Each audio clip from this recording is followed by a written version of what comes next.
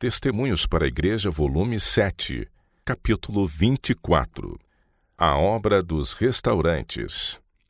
Devemos fazer mais do que temos feito para alcançar as pessoas de nossas cidades. Não devemos construir grandes edifícios nas cidades, mas repetidas vezes foi-me esclarecido que devemos estabelecer em todas as nossas cidades pequenas instalações que se tornem centros de influência. O Senhor tem uma mensagem para as nossas cidades, e essa mensagem devemos proclamar em nossas reuniões campais e por outras campanhas públicas, assim como por nossas publicações. Além disso, devem ser estabelecidos restaurantes saudáveis nas cidades, e por eles deve ser proclamada a mensagem da temperança. Devem ser feitos arranjos para realizar reuniões em conexão com os nossos restaurantes. Sempre que possível, proveja-se um recinto onde os clientes possam ser convidados a assistir a conferências sobre a ciência da saúde e temperança cristã, onde recebam instrução sobre o preparo de alimento saudável e sobre outros assuntos importantes. Nessas reuniões deve haver orações, cânticos e palestras, não só sobre temas de saúde e temperança, mas também sobre outros assuntos apropriados da Bíblia. Ao serem as pessoas ensinadas a preservar a saúde física, serão encontradas muitas oportunidades para semear as sementes do Evangelho do Reino. Os assuntos devem ser apresentados de tal maneira que impressionem favoravelmente as pessoas. Nada de cunho teatral deve existir nas reuniões. Os cânticos não devem ser entoados por uns poucos apenas. Todos os presentes devem ser animados a se juntarem nos momentos de louvor. Aos que possuem o dom especial de cantar, e vezes há em que uma mensagem especial é transmitida em consequência do cântico entoado por uma única pessoa ou por várias pessoas juntas. Raras vezes, porém, deve o cântico ser entoado por uns poucos. A habilidade do canto é um talento de influência que Deus deseja que todos cultivem e usem para a glória do seu nome. Aos que frequentam nossos restaurantes, devem receber nossa literatura. Deve-se-lhes chamar a atenção para nossa literatura sobre temperança e reforma dietética. E a eles devem ser oferecidos também folhetos que tratem das lições de Cristo. O encargo de distribuir semelhante literatura deve ser partilhado por todo o nosso povo. A todos os que vêm deve ser dada alguma coisa para ler. Pode ser que muitos não leiam o folheto, mas alguns dentre aqueles em cujas mãos for colocado podem estar à procura dessa luz. Esses lerão e estudarão o que lhes é entregue, e depois o passarão a outros. Devem os obreiros de nossos restaurantes viver em tão íntima ligação com Deus que reconheçam os impulsos de seu espírito para falarem pessoalmente a respeito das coisas espirituais a esta ou aquela pessoa que venha ao restaurante. Quando o eu for crucificado e Cristo formado no íntimo, a esperança da glória, revelaremos por pensamentos, palavras e atos a realidade de nossa crença na verdade.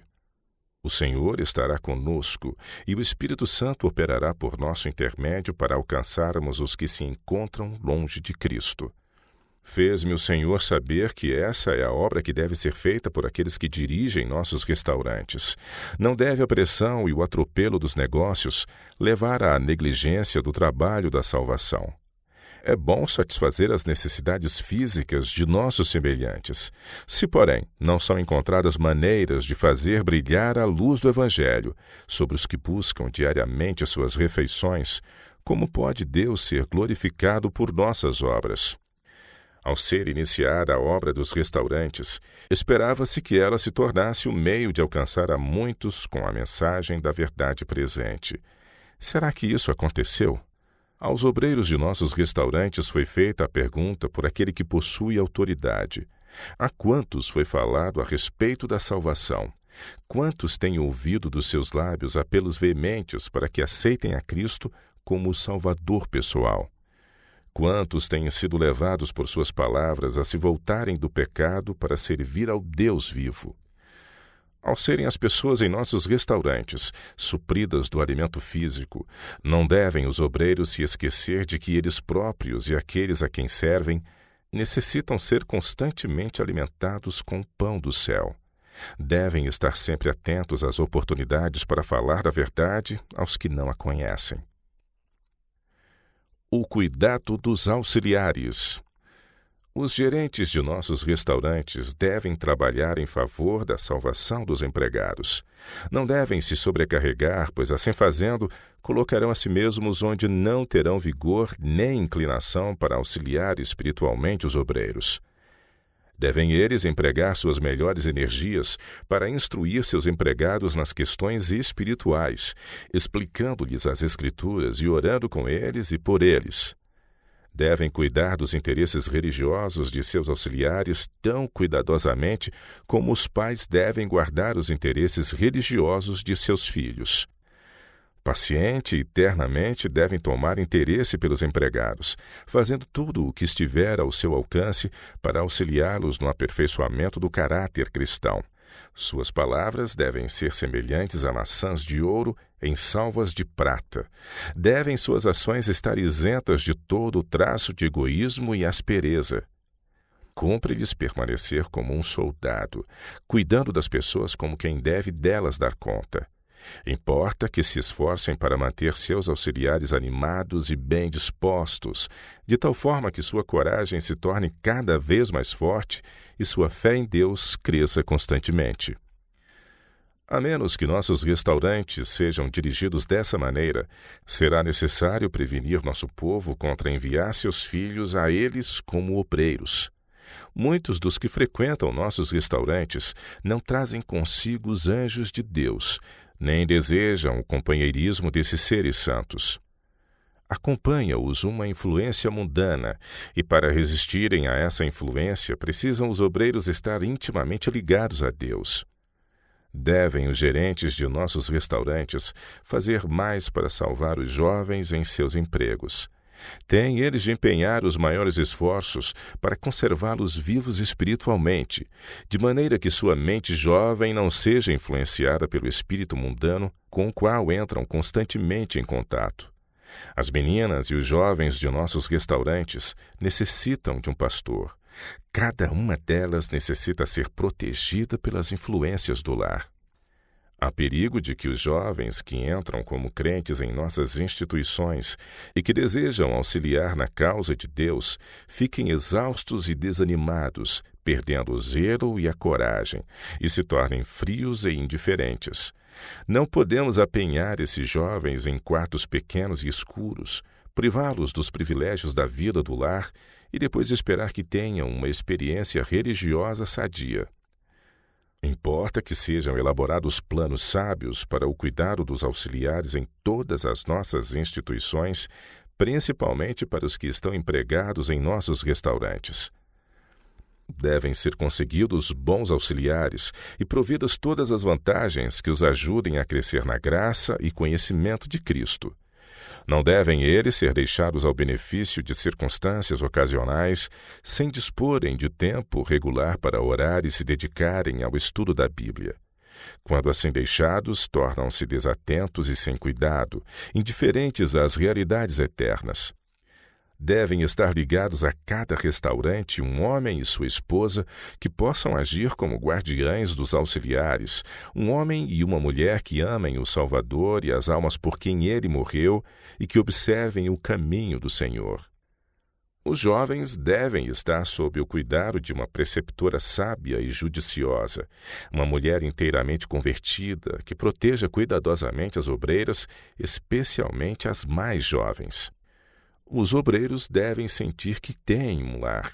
São eles a mão auxiliadora de Deus e devem ser tratados tão cuidadosa e ternamente como Cristo declarou que a criancinha a quem ele pôs no meio dos seus discípulos devia ser tratada.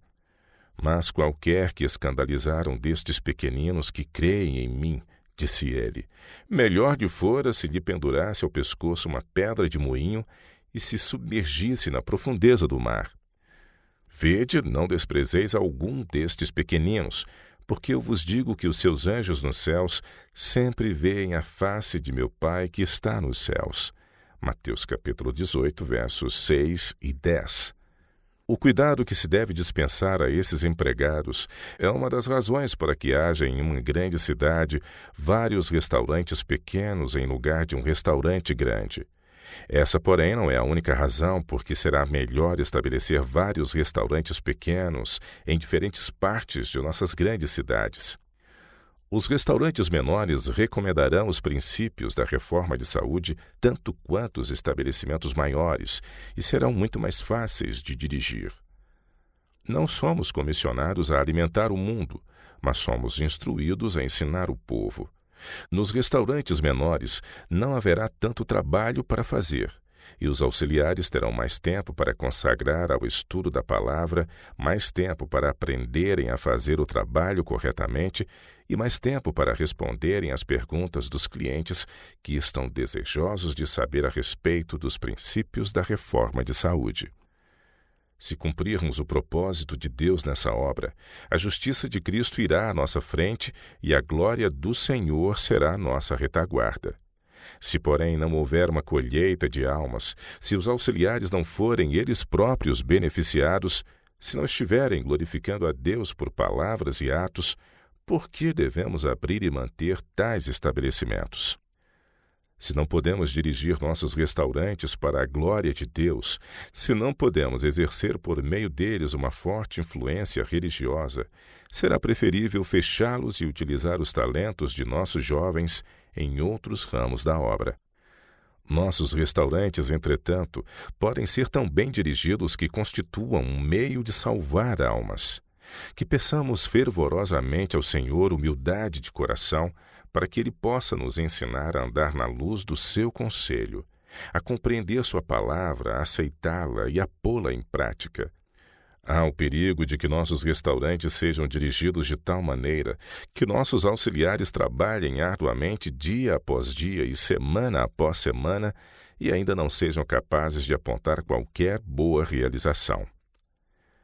Esse assunto necessita de cuidadosa consideração. Não temos o direito de comprometer nossos jovens em obra que não produza algum fruto para a glória de Deus. Embora considerado como um meio maravilhosamente bem-sucedido de fazer o bem, existe o perigo de que o trabalho de restaurante seja dirigido de tal maneira que promova apenas o bem-estar físico daqueles aos quais serve. Uma obra pode aparentemente levar as características da suprema excelência. Ela, porém, não é boa aos olhos de Deus, a menos que esteja possuída de um desejo ardente de fazer sua vontade e cumprir seu propósito. Se Deus não for reconhecido como o autor e consumador de nossos atos, eles serão pesados nas balanças do santuário e achados em falta. Fechando os restaurantes aos sábados.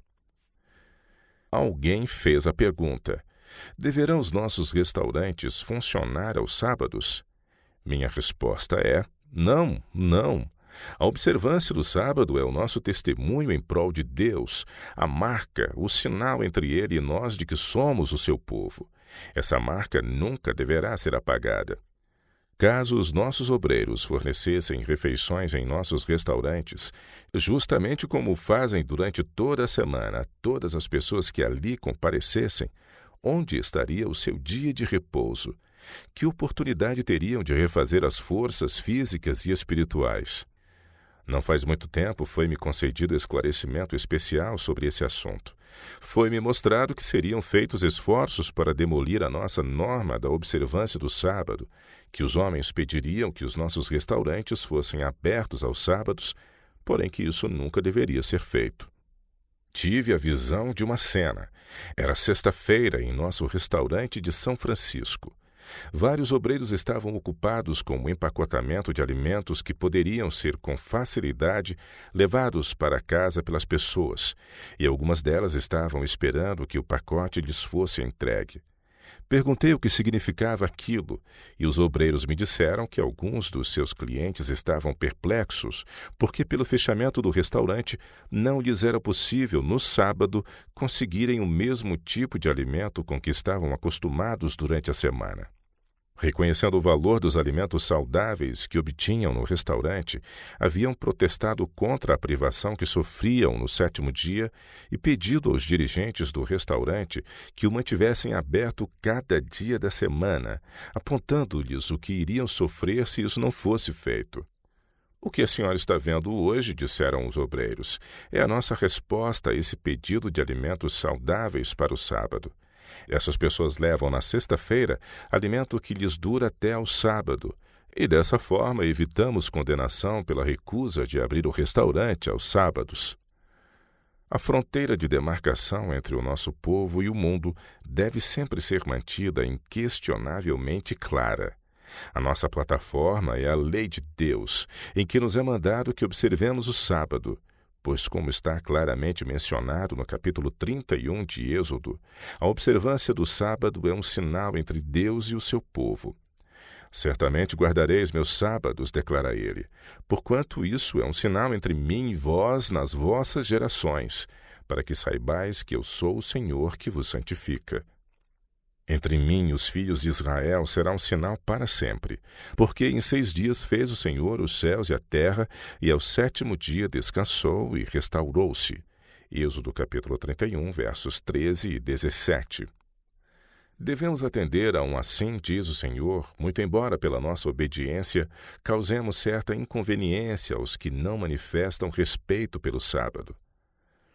Por um lado, temos as supostas necessidades do homem, por outro, os mandamentos de Deus.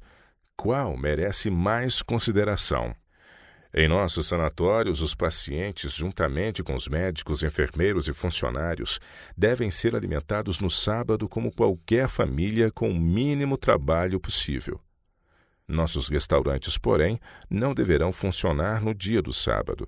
Seja esse dia concedido aos obreiros para o culto a Deus. As portas fechadas no sábado assinalam o restaurante como um memorial de Deus, memorial que declara que o 7º dia é o sábado e que nele não deve ser feito trabalho algum desnecessário. Foi-me instruído que um dos motivos principais da instalação de restaurantes que sirvam alimento saudável e salas de tratamentos no centro das grandes cidades é que por esse meio a atenção das pessoas influentes será atraída para a terceira mensagem angélica. Ao notarem que esses restaurantes são dirigidos de maneira inteiramente diversa dos restaurantes comuns, os homens inteligentes irão verificar as razões para a diferença nos métodos comerciais e pesquisarão os princípios que nos induzem a servir alimento melhor. Serão assim levados ao conhecimento da mensagem para este tempo. Ao verificarem os homens pensantes que os nossos restaurantes permanecem fechados no sábado, inquirirão acerca dos princípios que nos levam a cerrar as portas nesse dia. Ao responder-lhes as perguntas, teremos a oportunidade de familiarizá-los com as razões da nossa fé. Poderemos fornecer-lhes exemplares das nossas revistas e folhetos, a fim de que compreendam a diferença existente entre o que serve a Deus e o que o não serve. Malaquias capítulo 3, verso 18. Nem todos quantos pertencem ao nosso povo são tão escrupulosos no tocante à observância do sábado quanto deveriam sê-lo. Ajude-os, Deus, a reformarem-se. Convém ao chefe de cada família assentar os pés firmemente na plataforma da obediência.